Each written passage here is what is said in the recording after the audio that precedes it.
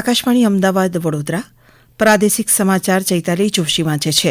રાષ્ટ્રીય લોકતાંત્રિક ગઠબંધન એનડીએ સંસદીય દળની આજે મળેલી બેઠકમાં પ્રધાનમંત્રી નરેન્દ્ર મોદીને સંસદીય દળના નેતા તરીકે ચૂંટવામાં આવ્યા હતા. ભારતીય જનતા પાર્ટીના વરિષ્ઠ નેતા અને કેન્દ્રીય મંત્રી રાજનાથસિંહે આજે એનડીએ સંસદીય દળના નેતા તરીકે નરેન્દ્ર મોદીના નામનો પ્રસ્તાવ મૂક્યો હતો. આ પ્રસ્તાવને કેન્દ્રીય મંત્રી અમિત શાહ, નીતિન ગડકરી અને ટીડીપીના વડા ચંદ્રબાબુ નાયડુ, જેડીયુ પ્રમુખ અને બિહારના મુખ્ય પ્રધાન નીતિશકુમાર સહિત એનડીએના તમામ સાથી પક્ષોએ ટેકો આપ્યો હતો. આ પ્રસંગે પ્રધાનમંત્રી નરેન્દ્ર મોદીએ કહ્યું હતું કે એનડીએ એ પક્ષોનું જૂથ નથી જે સત્તા માટે એક સાથે આવ્યા હોય, પરંતુ તે સૌથી પહેલા રાષ્ટ્રની ભાવના સાથે કામ કરવા માટે પ્રતિબદ્ધ ગઠબંધન છે. તેમણે કહ્યું કે એનડીએ ભારતના ઇતિહાસમાં સૌથી સફળ ગઠબંધન છે અને અમારો ઉદ્દેશ્ય તમામ નિર્ણયોમાં સર્વસંમતિ સુધી પહોંચવાનો રહેશે.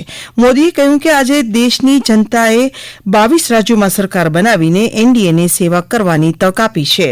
विजयी होकर के आए हैं वे सभी अभिनंदन के अधिकारी हैं, लेकिन जिन लाखों कार्यकर्ताओं ने दिन रात परिश्रम किया है, उन्होंने दिन देखा न रात देखी, और इतनी भयंकर गर्मी में हर दल के कार्यकर्ता ने जो पुरुषार्थ किया है, परिश्रम किया है, मैं आज संविधान सदन के इस सेंट्रल हॉल से सर झुका करके उनको प्रणाम करता हूं. साथियों, मेरा बहुत सौभाग्य है कि एनडीए के नेता के रूप में आप सब साथियों ने सर्वसम्मति से चुन करके मुझे एक नया दायित्व दिया है. શ્રી મોદીએ વધુમાં કહ્યું હતું કે એનડીએ સરકાર સુશાસન, વિકાસ, સામાન્ય નાગરિકોના જીવનમાં ન્યૂનતમ હસ્તક્ષેપ પર ધ્યાન કેન્દ્રિત કરશે.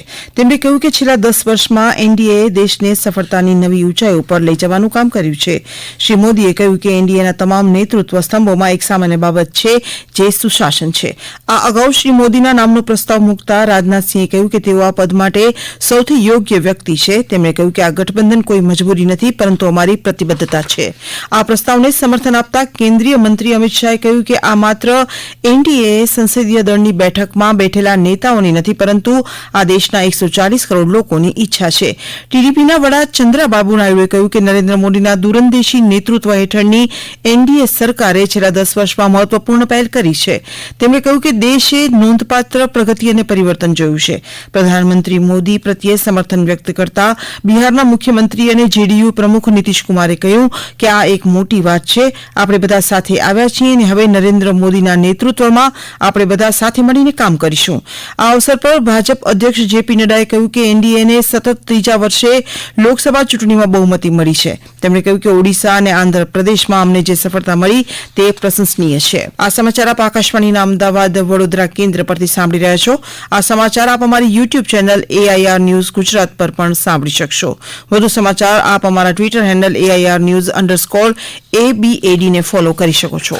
ડાંગના અધિક જિલ્લા મેજિસ્ટ્રેટ SD તબિયારે ભારેથી અતિભારે વરસાદની પરિસ્થિતિને ધ્યાનમાં લઈને તકેદારીના ભાગરૂપે જાહેરનામું બહાર પાડ્યું છે, જેમાં નદીઓ, તળાવો, ચેકડેમો, નાળા તેમજ જિલ્લામાં આવેલા નાના મોટા ધોધ વગેરેમાં માછલી પકડવા પર પ્રતિબંધ ફરમાવવામાં આવ્યો છે. આ ઉપરાંત કપડાં ધોવા, નાહવા માટે તેમજ ડાંગ જિલ્લામાં આવતા સહેલાણીઓ નદીઓ, તળાવો, ચેકડેમો, નાળા તેમજ જિલ્લામાં આવેલા ધોધ પર નાહવા ઉપર પ્રતિબંધ લગાવાયો છે.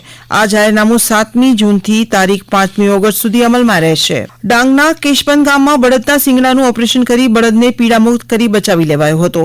ડાંગમાં 10 ફરતા પશુ દવાખાના કાર્યરત છે, ત્યારે કેશબંધ ગામથી મળેલા કોલને આધારે બળદની તપાસ કરતા જાણવા મળ્યું કે શિંગડાના કેન્સરનું નિદાન થયું હતું. આ ફરતા પશુખાના દ્વારા તાત્કાલિક સર્જી કરીને તેને બચી લેવાયો હતો. ખેડૂત પશુપાલક મહેશભાઈ માડવી અને ગામના લોકોએ નિઃશુલ્ક અને સમયસર સારવાર આપવા બદલ ફરતા પશુ દવાખાનાના તબીબોનો આભાર માન્યો હતો. સરકારના સહયોગથી કાર્યરત આ સેવા ઉપકારક સાબિત થઈ રહેવાનું ઉદાહરણ છે. રાજ્યની ખેલ મહાકુંભની રાજ્યકક્ષાની જુડો સ્પર્ધામાં ભાવનગર જિલ્લાની નંદકુંવરબા મહિલા કોલેજ દેવરાજનગરની વિદ્યાર્થીની અંકિતા યાદવે રજત ચંદ્રક જીત્યો છે. અમારા ભાવનગરના પ્રતિનિધિ સુરેશ ત્રિવેદી જણાવે છે કે દેવગઢ બારિયામાં યોજાયેલી સ્પર્ધામાં રાજ્યના વિવિધ જિલ્લાઓમાંથી 70થી વધુ વિદ્યાર્થીનીઓએ ભાગ લીધો હતો. અંકિતા યાદવે રજત ચંદ્રક જીતીને કોલેજ સહિત ભાવનગરનું ગૌરવ વધાર્યું છે. ભાવનગર જિલ્લામાં પર્યાવરણ દિન નિમિત્તે યંગ ઇન્ડિયન દ્વારા વેસ્ટર્ન વર્કશોપ ભાવનગરપરા ખાતે 1300 રોપા અને હંસ ઇન્ડસ્ટ્રી પર 620 રોપા મિયાવાકી પદ્ધતિ દ્વારા વૃક્ષારોપણ કરાયું હતું. કાર્યક્રમમાં યંગ ઇન્ડિયનના સભ્યોએ મોટી સંખ્યામાં ભાગ લીધો હતો.